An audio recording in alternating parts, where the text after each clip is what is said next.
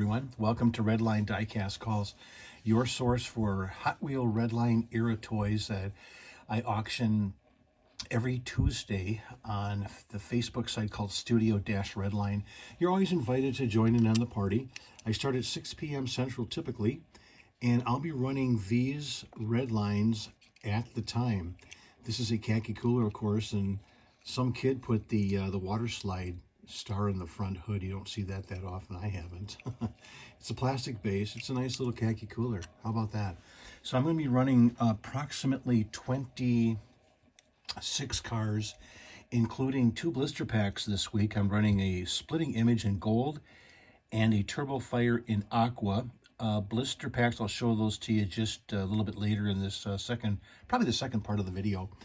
And those will be all sold. Yeah. Here's a yellow US Mighty Maverick, missing part of the wing. Still a gorgeous piece. You know, your Spectraflame yellow is one of those, especially the Hong Kong yellow.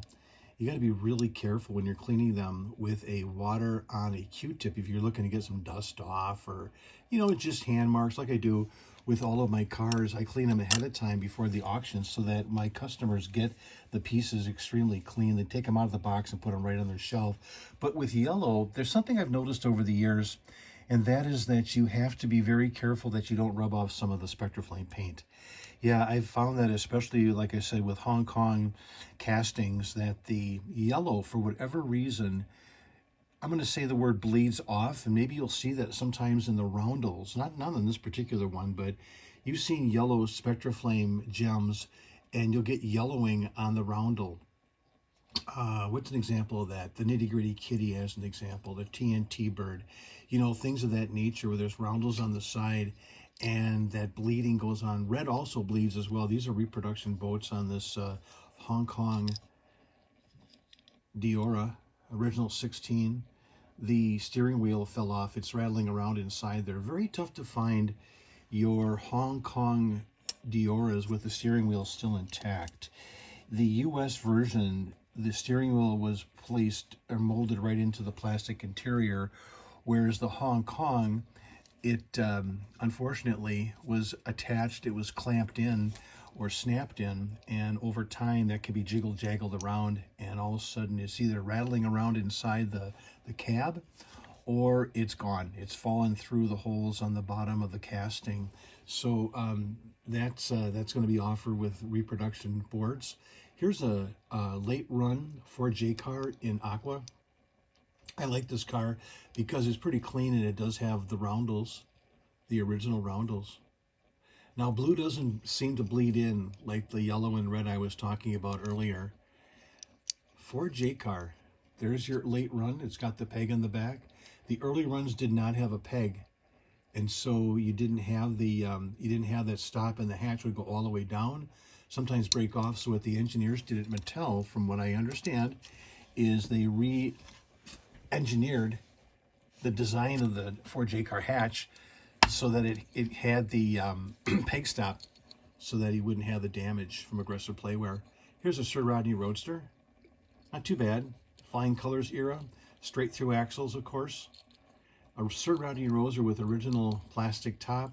Flames aren't too bad. Does have a couple little boo-boos as far as like little nicks and pops there, but you know, for the most part, enamels are very tough to find clean.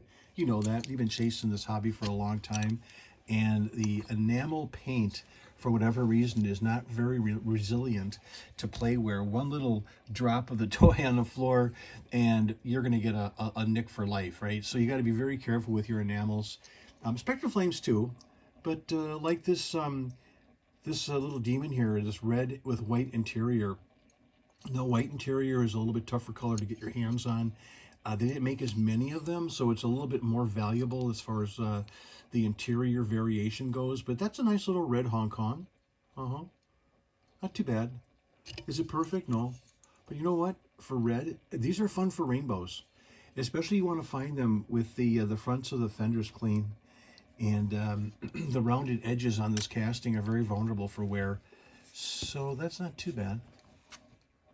Going to run a couple of 68s the evening of Tuesday, next Tuesday, the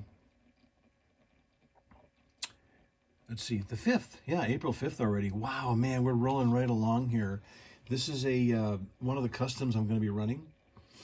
Custom fleet side, the original 16. Nice, decent grill there, not too bad. This is a Hong Kong version, which has a really remarkable consistency of Hong Kong paint. Yeah, there's the back. The hatch works fine.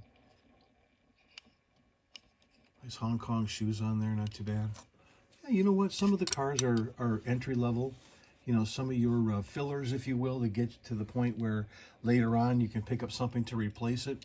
People call them fillers. Maybe part of your rainbow, maybe part of your original 16 lineup. Here's the 69. This is a Rose McLaren. And you'll notice that the hatch pretty much matches the casting front, which is very difficult to find with this casting, along with many, many other mismatched color hoods and hatches. I'm talking about the you know, even the Corvette, the custom Corvette as an example, the Toreros, you know, the Turbofire hatch on the hood on the front of a Torero. So that's a nice little rose that's matching. A couple little freckle marks, a couple little peppers. Not too bad. Someone's going to get a nice rose. McLaren, 1969. And then going a little bit farther down memory lane is the this is the early run. This is the Porsche casting of the Carrera. This was the original start, and then they changed it to the 911. So this has got the capped fronts, and the straight through axles on the back. Not too bad. You know, again, it's a filler. It's an entry level if you haven't got one already. 911 Tampo on the front, but it is the early version. It's stamped on the back. The later runs didn't stamp the Porsche name into the casting. All right. Fun little buggy there. I have a Lola GT70 and excuse me, in line. This is a US version. It's very, very nice. It's got some nice color attributes to it. This would be an example of another casting with the hood, the hatch, I should say, that matches the rest of the car.